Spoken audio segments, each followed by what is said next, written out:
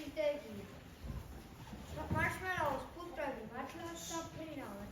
ზამთარში კი აქ შაქრის ფულვადი. აქ ყველაფერი შეიქმნება. შეგიძლია აქეთ ხო, თუმცა არ გიჩვენებს. იაველა. აქ ყველაფერი შოკოლადისა.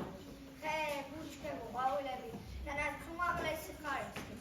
ყველა გემრიელი და სხვადასხვა მასალის